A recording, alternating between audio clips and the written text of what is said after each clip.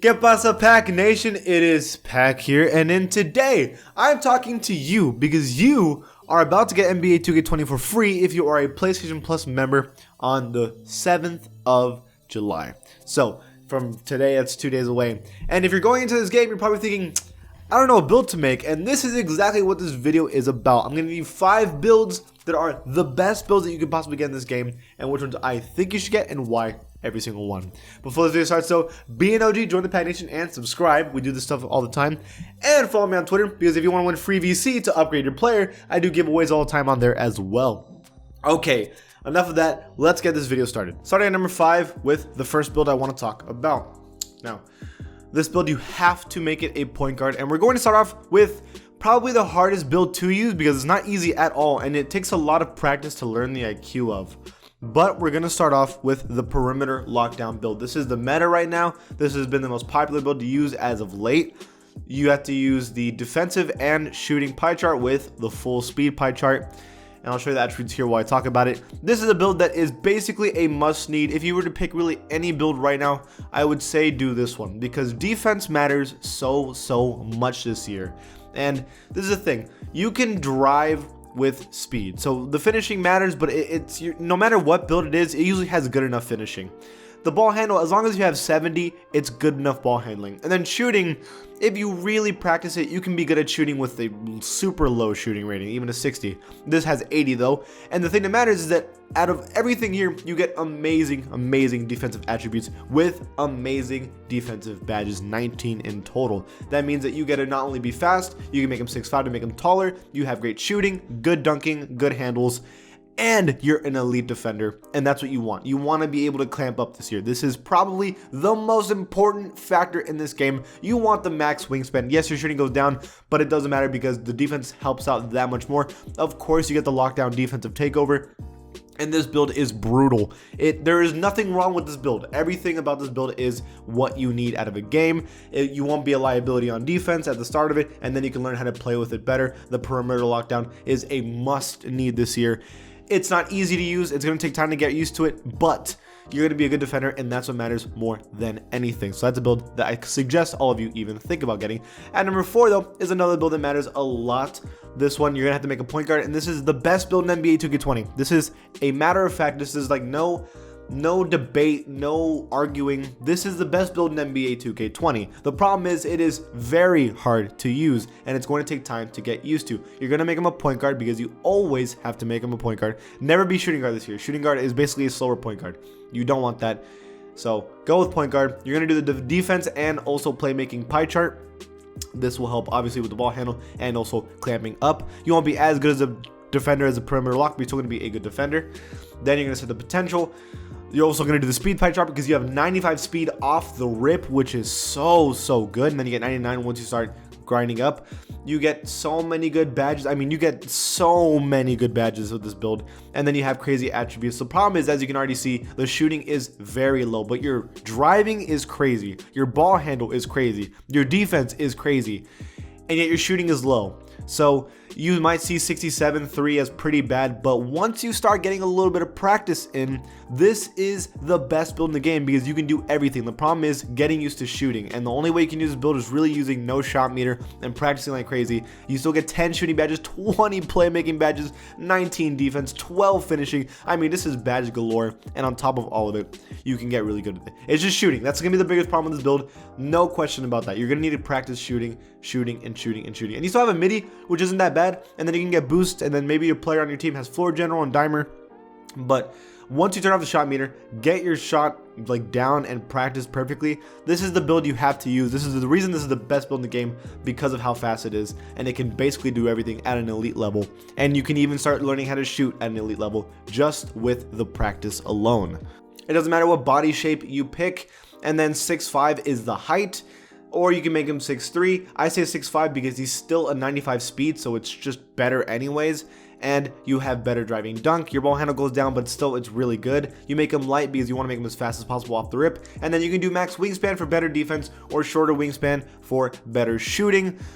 I would obviously suggest you to go shorter wingspan as starting the game because you want to be able to shoot better, but longer wingspan makes you play better defense. So that's going to be up to you. In my opinion though, if you're starting the game off, I suggest you do a shorter wingspan because the easier it is to shoot with this build, the better. That's what my suggestion is.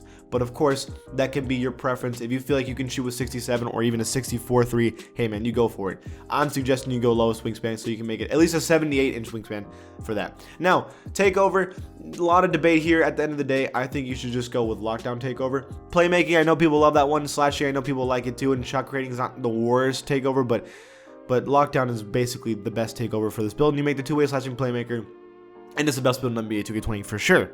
Now the next build at number 3 is the most common build in this game, absolutely. The one that everyone made in the beginning of the year, and people still make it now, and it's the one you'll see all over the place. The glass cleaning lockdown. So you're going to make him a center. This is for all the centers out there. And you would think you would do a defensive pie chart, but that's not the case. You're going to be doing the defense and shooting pie chart, because this game, when I said the defense is important, you know what else is equally as important? You need to be able to shoot at least sometimes. If you're in the corner and you're open, you need to be able to shoot. So do the fastest. You need to do the speed pie chart. And this is what you're going to have to do in terms of attributes.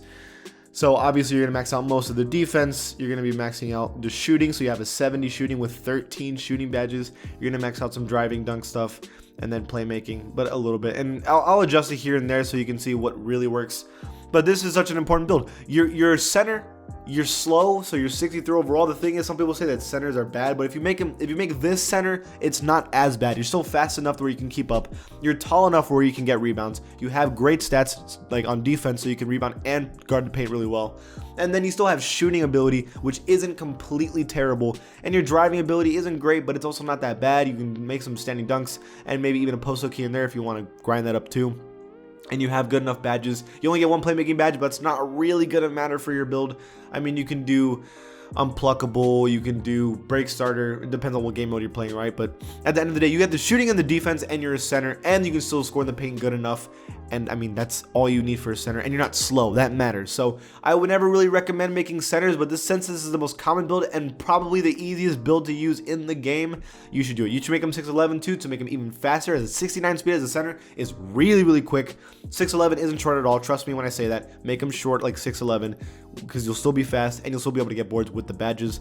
You can make him light or heavy. That's kind of depending on what you want. The heavier he is, the better he is as defending in the paint. The lighter he is, the faster he is. It's going to be on your call. And then wingspan is also on your call. Do you want better defense or better shooting? I'm going to say maybe in the middle, because you don't want to sacrifice your arms too much, because you want to be able to rebound and play defense, but you don't want to make them too long because you need to be able to shoot better. So in the middle. And then takeover. This is all up to you. I say glass cleaning. I think it's the easiest takeover to get and the most useful. Rim takeover can be important, and spot up shooter is one of the best takeovers in the game, but I think glass cleaning is the best one for this build. And you have the glass cleaner. You also have the glass cleaning lock. It's a similar build, and it's the most common build in the game. At number 2, now this one is a small forward, and this is the only small forward you'll ever make in this game, and it has to be the rebounding wing. This is the most useful build. It is anybody who thinks they want to be the center of their team with their friends. No. You make this build. This is what I'm recommending. So it was a shooting defending pie chart, small forward. As you can already see, you already have 74 driving dunk, which you get the special dunk packages. You get 77.3, which isn't bad at all. A 67 ball handle, which we'll work on in a second, but it really isn't that bad. If you grind it up, you can get a 70 ball handle and get the animations, and then your defense is really solid for your height and speed, and you're not even that slow. You're 82 speed, which really isn't that bad, and you have great rebounding anyways, and you're going to be rebounding over glass locks. You'll be surprised. It doesn't matter what body type, and I say 6'7". Some people make him taller to make him a better defender, but you get worse shooting and no ball handle, which matters. So I think you should make him 6'7". I don't really think there's a debate there. You can make him 6'8", but again, the ball handle matters, and I think 6'7" is the way to go with this build. With weight, that kind of depends on what you want to do. I made him the lightest to make him fast, and then wingspan, I lowered it to be a better shooter and have better ball handle, because that matters. Because if I have 69 ball handle, I want to become a 96 overall, I'll have 70 ball handle. Then I can do the pro dribble moves, which I want for sure, but you can do what you want with this. Again, it's your decision. And then I suggest a glass cleaning takeover, but that's also up to you.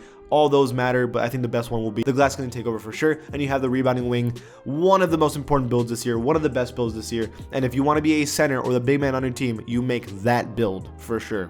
And finally, at number 1, the funnest build in the game, in my opinion, without a doubt, is the offensive threat. So you make him a point guard, you do the slashing and the shooting pie chart, because this is probably I don't know. I think this one is the one I've used since day one and the one I have fun with every single time. You use this speed pie chart to make them as fast as you can. 88 speed and 86 acceleration is not that bad at all. It's not the fastest player, but you'll be able to do basically everything on the court. Your dunk and driving will be 82, and it's going to get better in a second. Your mid-range and your three-point shot is ridiculously good at an 80 and 81, and it'll be better in a second. Your ball handles at an 82, so you have all the pro dribble moves, you have good shooting, and you have the pro dunks.